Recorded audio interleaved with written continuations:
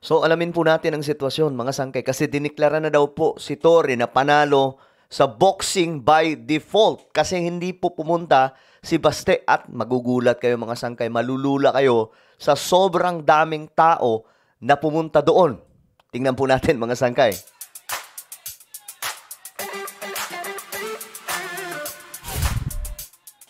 So ayun na nga, no? May update po tayo ngayon mga sangkay about dyan. At talagang nalula ako sa sobrang daming tao na pumunta sa boxing sana, no? Ni Torre laban po kay Baste na naghamon po itong si Baste ng boxing na ngayon mga sangkay ay hindi na po inaamin ni Baste. Okay, tingnan po natin ang balitang ito. Mga sangkay, ang dami daw pong dumalo eh. Anyway, bago tayo magtuloy-tuloy, paki-subscribe po muna yung ating YouTube channel. Tayo po ay road to 2 million subscribers na. Okay? Sa mga hindi pa po dyan nakakapag-subscribe, makikita nyo po yung subscribe button sa baba ng video na to. I-click nyo lamang po yung subscribe, i-click ang bell, at i-click nyo po yung all. Sa mga nanonood po sa Facebook, i-follow nyo po yung ating Facebook page. Alright! Ito na. Ito yung matunog na laban ngayon mga sangkay eh. Yung dito sa lungsod ng Maynila kung saan inaasahan na charity boxing match sa pagitan ni PNP Chief Nicolas Torre III at Davao City. Tingnan nyo mga sangkay kung gaano karami yung tao na pumunta. Diyos mio Marimar. Acting Davao City Mayor Sebastian Duterte. Sa mga sandaling ito ay naglalaban itong mga undercard boxer, bali 5 pares ito. At kanina ay daming tao eh, no? Mayroon ring pa-intermission number na inahanda yung mga organizer. Nakita rin natin dito sa venue na dumadalo sina DILG Secretary John Pecremulla, Tapolcom Vice Chairman at Executive Officer Rafaela Vicente Calinisan at si Philippine Sports Commission Chairman John Patrick Gregorio. Grabe. Mapanood itong laban. Mga bigatin yung pumunta, oh. Kanina ipinakita dito sa big screen si PNP Chief Torre na ngayon ay naghahanda para doon sa inaabang ang main event kung saan makakalaban nga nito si Acting Mayor Sebastian Duterte. Hanggang sa mga oras na ito ay hindi pa natin nakikita ang presensya. Mahigpit yung pinatutupad na security dito sa loob at sa daming tao, no? Sobrang daming taong pumunta mga sangkay. At eto nga po, kung titingnan po natin yung saan ba yun? Yung pictures. Eto. Tingnan po ninyo ha, kung gaano karami yung tao. Imagine mga sangkay, since hindi pupunta si Baste, di ba? Imagine ito yung mga taong to mga sangkay, lalabas na dismayado at iisipin nila na duwag si Baste. Kasi mga sangkay, ang dami pong patutsada ni Baste lagi. Hindi naman pala talaga kayang pumalag. At ngayon, siya na nga po yung maangas, siya na po yung panay ngak-ngak, siya pa po ang nagdedesisyon. Siya pa po ang nangungundisyon. Siya pa po ang nagrarason mga sangkay. Hindi daw siya available pagka Sunday. Dapat daw ibang araw. Diyos mio Marimar, ang tunay na matapang kahit ano pa ang gagawin mo, ikakansela mo yan, pupunta ka. Ganun yun. Napaghahalata ang duwag eh. Oh, isipin nyo, lahat ng taong dumalo, lalabas po sila dyan at sasabihin nila na duwag si Baste. Naku, mga sangkay, ang pagkakaalam ko nga, may nagsigawan dyan eh. Inaasar daw po si Baste kasi hindi pumunta. Uy, marami po mga DDS, dismayado. Kasi nga po hindi dumalo ang itong mayabang na si Baste, no? Siya po ang naghamon dyan, mga sangkay. Siya po yung nagsabi-sabi na kung magsusuntukan na lang tayo, ganyan-ganyan, di ba? O, ayan. So, sobrang daming taong dismayado dyan. Ngayon, mga sangkay, ito yung pagpasok ni General Torre, pambihira. Tingnan po ninyo.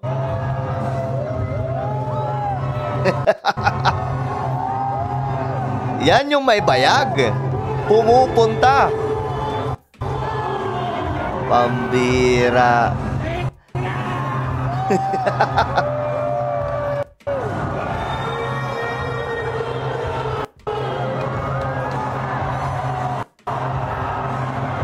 Ang bira yan.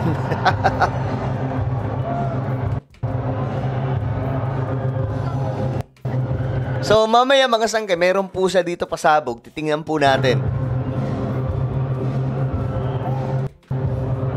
So yan po yung pagdating niya. May ibang angulo mga sangkay. Ito, tingnan po natin. Mas kita at mas grinig dito yung crowd eh.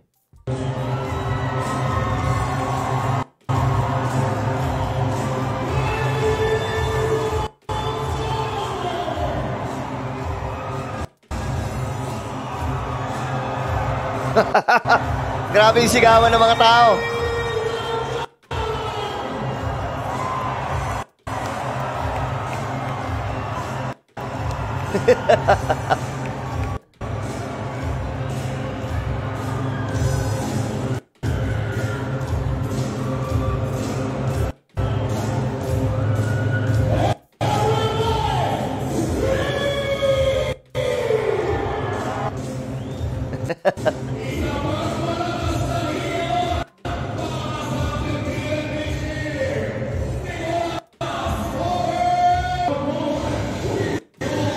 Nagpakitang gilas pa oh.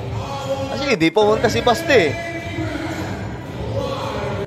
Solid manuntok si Torre. Tingnan nyo mga sangkay. Gaano ka solid. Hindi ko nga alam eh. Paano. Praktisado po talaga ata yung taong to. Tingnan nyo. Gaano ka solid. Paano sumuntok mga sangkay.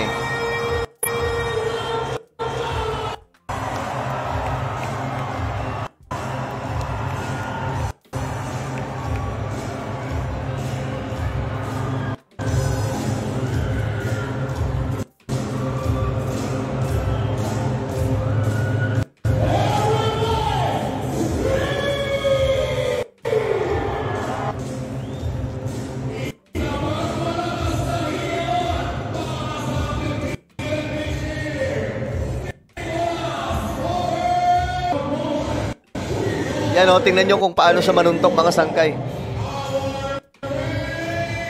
Solid sumuntok. Talagang palag eh.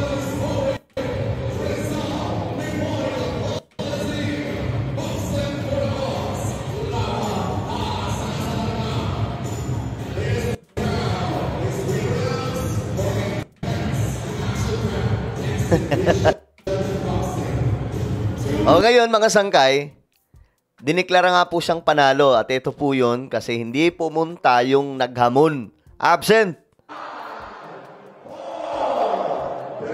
Ito, binilangan dito mga sangkay yung may count na mga sangkay para ideklarang panalo si General Torre kasi hindi sumipot eh. Yung naunang nagmatapang, hindi sumipot. Mga sangkay, sabi ko nga kahit anong rason kasi ito yung reason niya oh. Ang sabi po niya, I cannot be there sa Sunday. I have other things to do. Pero Tuesday, available na ako. Tuesday, Wednesday, but not Sunday. Daming reason, no? Ang daming reason ng taong to. Ibang klase. Ibang klase. Ang tunay na matapang. Pumupunta yan. Kahit anong sitwasyon. Ganong klaseng tao ang matapang. Hindi yung tipong reason ka ng reason. Anak ng toko ah. O ngayon, mga sangkay, diniklara po si Torre na panalo. Ito, tingnan natin.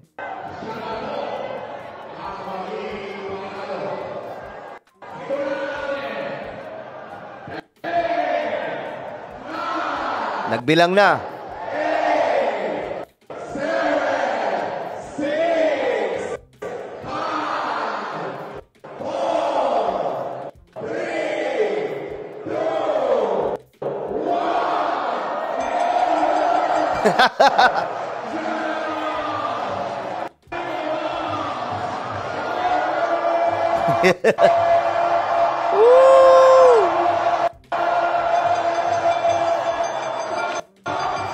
Daming tao, no?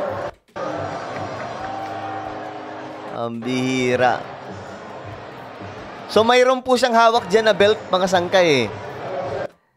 Okay, ngayon, ito, may pasabog po si General Torre. Tingnan po natin about po dyan sa, ano na yan, about po dyan sa ginawa nilang event. Meron siyang sinabi dito mga sangkay na talagang namang tuwang-tuwa yung mga tao nung nalaman nila ito. Gusto kong ipakita ito sa inyo kasi para, ayan, yan. Ito. Nagsalita kasi si General Torre dito eh. Pakinggan natin.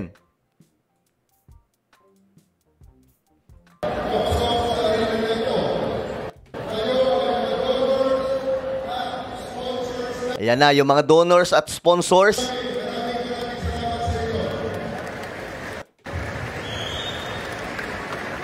Tandaan po ninyo mga sangkay, lahat ng kikitain dito, itutulong po sa lahat ng mga nasalanta. Buti pa tong taong to. Nakagawa po ng ideya para po makatulong sa mga nasalanta. Yung nasa Davao, kamusta?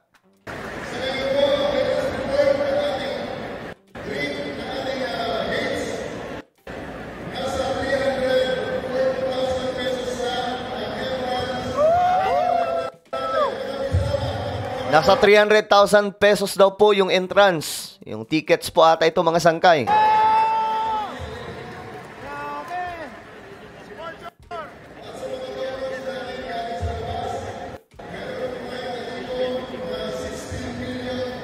Grabe. 16 million. Mga sponsors po ata ito mga sangkay.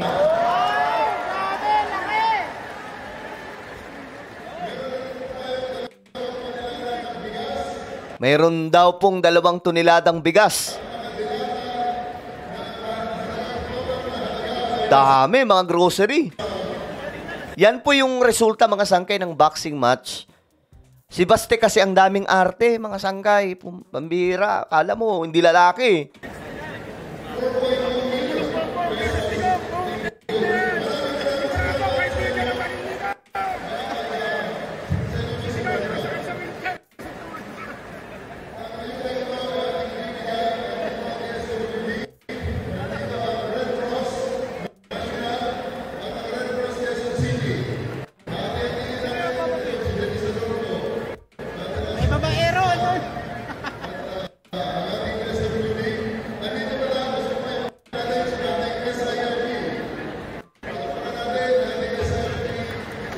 Wala, no? Wala to, si Basti. Duwag. Duwag ka, boy. Ayan po, mga sangkay, no? Ang kinita. At ito po ay itutulong sa mga nasalanta. Kita nyo na, nakatulong patuloy si General Torre. Samantalang yung isa sa Davao, wala. Mahinang nila lang.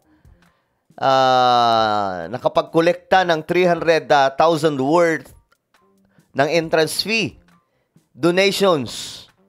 At ang donations naman mga sangkay, nag-a-amount ng 16 million pesos. Ang laki ng maitutulong nila. Maliban pa po dyan mga sangkay, meron pa pong tune-tuneladang tulong, mga bigas, delata at kung ano-ano pa mga grocery.